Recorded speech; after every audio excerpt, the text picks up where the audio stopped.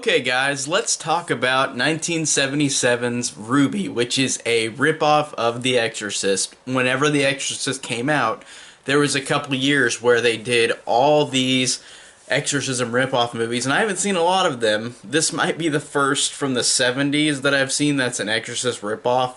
But honestly, I'd enjoy watching more of these because watching this one was really, really terrible, but it was really fun. And I got this recommendation from one of my Facebook friends, Ray Robinson, and he does this thing all the time where like he posts all these reviews from these usually 80s or usually 70s, 80s horror movies that are usually ones that people haven't heard of, which I think is really cool because I was not born in that era and I love finding new ones. So thanks again, Ray, for that.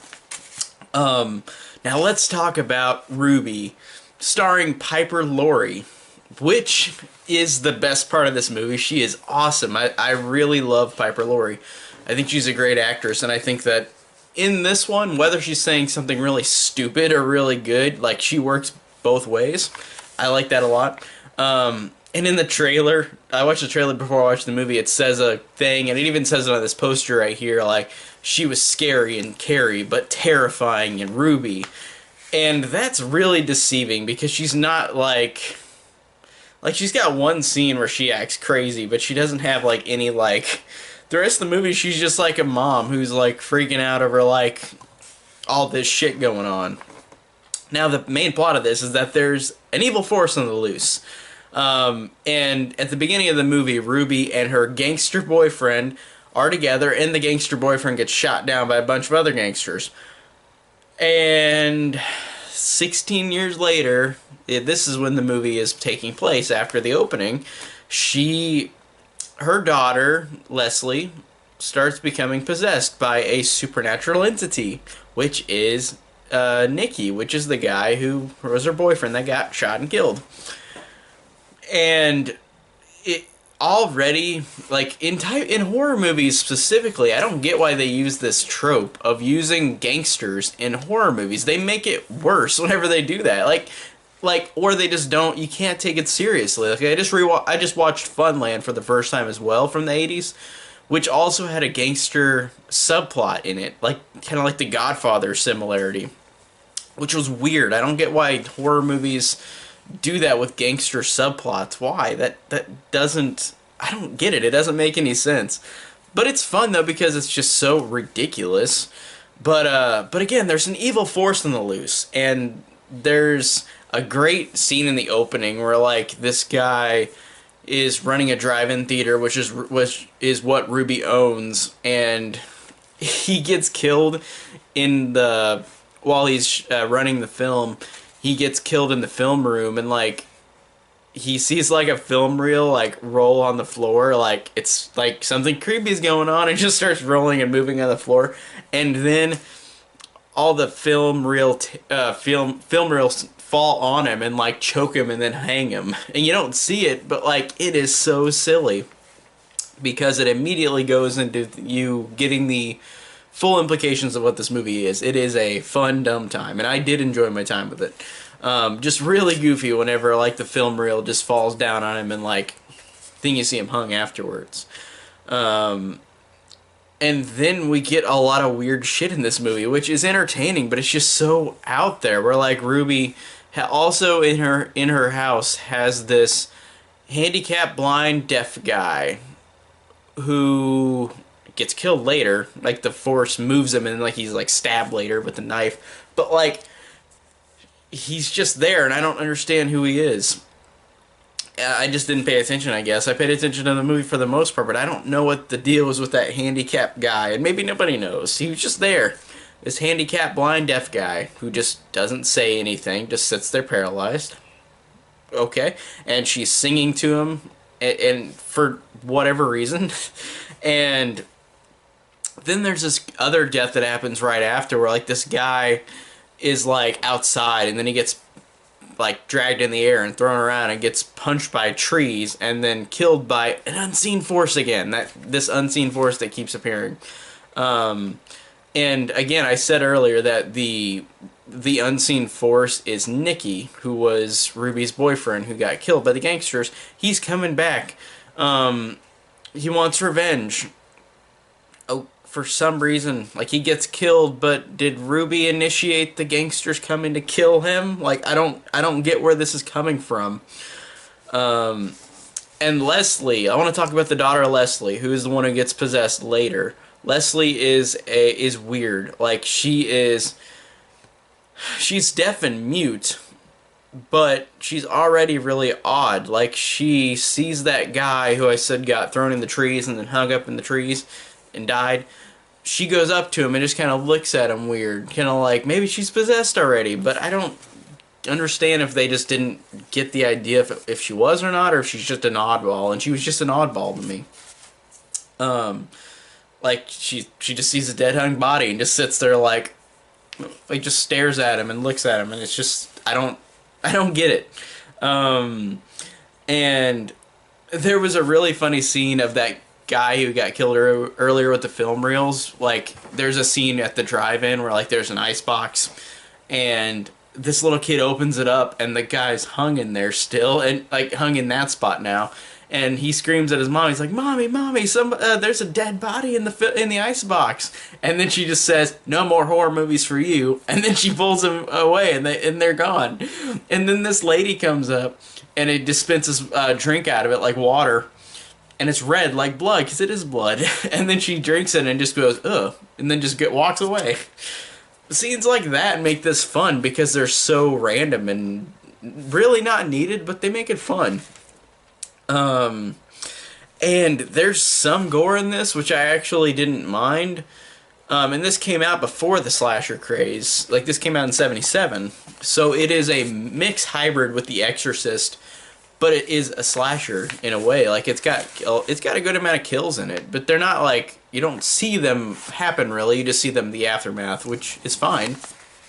But there is some gore that does tend to be kind of cool. Like, I liked how that Ruby sees, like, because Nicky is, like, talking through, like, the megaphone, like, his spirit, and he's saying her name, and she's like, "Stop it, stop it," and then, like, it looks up where the light is, and there's, like, a dead body hung with something impaled, and he's just up on a wall, and I thought that was actually pretty cool. Like, that worked. So I like that a lot. And the ending of the movie is where Leslie gets possessed by Nicky, but the possession happens an hour into this hour and 24-minute movie. Yeah. It doesn't really have any implications that she will become possessed until the ending. So, yeah, it's less of an Exorcist movie, even though it rips it off very much so. It's just less of an Exorcist movie until the end of the movie. And so possessed Nicky is mad at Leslie, like, "We were gonna have a kid together, like, how could you do this?" And I'm thinking, you did have a kid together, you had Leslie, what does that mean? And it's weird because she gets possessed by Nicky, and it's not a demonic voice, it's just Nicky's voice coming out of Leslie's mouth. And it's not really scary, it's kind of really unintentionally over the top, silly. And so it's just a man's voice coming out of a woman's voice. It's not as creepy as, like, The Exorcist, which is obviously creepy. So then this random guy comes in and he does kind of an exorcism, kind of, for Leslie. But then the demonic things that Leslie does is unabashedly just The Exorcist. They did not care. They wanted to make this just for money. And, like any movie, every movie's made for money, but you know what I mean. Like, it literally, the demonic things that Leslie does when she's possessed is the same as The Exorcist. She moves like Reagan does in the bed. She stands on, like, in that position, like where Reagan runs down the stairs in the director's cut of The Exorcist. In this movie, like, Leslie is in the bed in that position, and, like, her head's, like, upside down, and, like, she's making a creepy face, and, like, the bed rocks just like The Exorcist. It's The Exorcist again. But it's the literal opposite of The Exorcist in terms of being so unintentionally silly, while The Exorcist is actually really scary and really effective. And it cracks me up how she isn't possessed until an hour in to the movie. like an hour into this hour and 20-minute movie. The Exorcist, I don't remember the point where Reagan becomes fully possessed, but it was not an hour later. It was probably like 30, 45 minutes in. But this is, and that's like a 2 hour movie as opposed to this hour and 20-minute movie. But it's hilarious how this is literally just The Exorcist.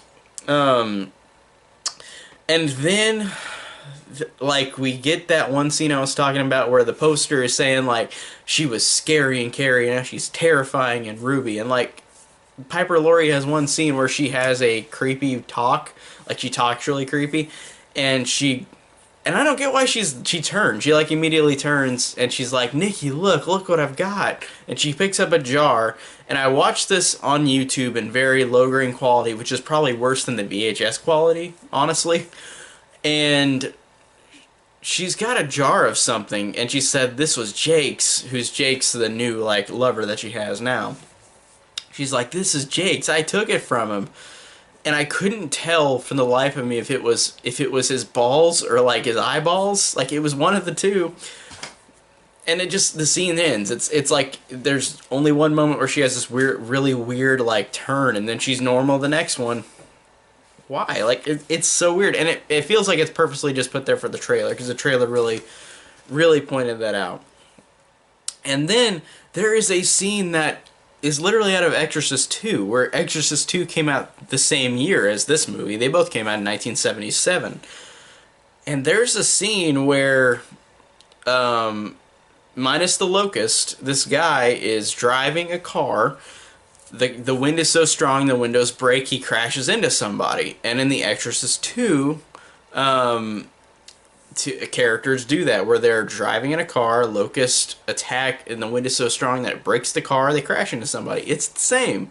I love how they even had an Exorcist 2 reference in this. That's funny, even though I don't know if it was intentional, because I don't know if Exorcist 2 came out before this, or if it came out after, but they both came out in 77, so I feel like there's some similarities and reasons for that. Just the same year. That's so funny.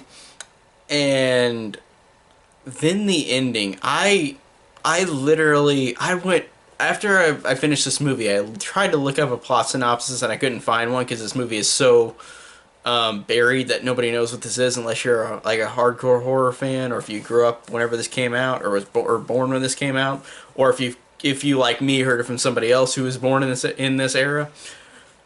I didn't understand the ending. I looked up a plot synopsis and I couldn't find one because, again, it's so buried. Like, nobody knows what this movie is.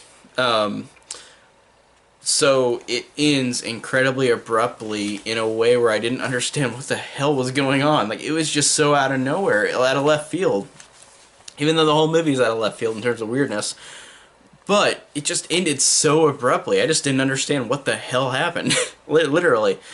Like, the movie ends with, like, Piper Laurie, Ruby, like, underwater with, like, skeletons. But it like, was, like, she was just suddenly in the water, and then she was down underwater with the skeletons, and then it ends, so she dies, I guess, apparently. But what happened to the daughter? What happened to everybody else? So this movie is obviously what it is. It's obviously a dumb ripoff of The Exorcist that's trying to be... It's unabashedly ripping it off. And I think that this one, you can't call it a good movie, but I thought this was entertaining. I thought it was fun. It was not great, but it was fun entertaining. Piper Laurie, honestly, in this, I really enjoyed. I think that she's just an actress that no matter what shit she's put in, she can be fun and entertaining, and I think that she actually is really entertaining in this, even though a lot of the stuff her character does makes no sense. But again, the movie makes no sense, so it's like, how can I argue that? So, I really did enjoy Ruby. I thought this was a fun, really bad, but really fun time. I really enjoyed this one. Even though there were a little couple slow moments in the movie, but still, it was a fun time. It was, because it was such a batshit movie, I was interested throughout, so I enjoyed this one. Tell me down below if you have seen Ruby, and if you have, tell me what you think of it, and thank you guys so much for watching.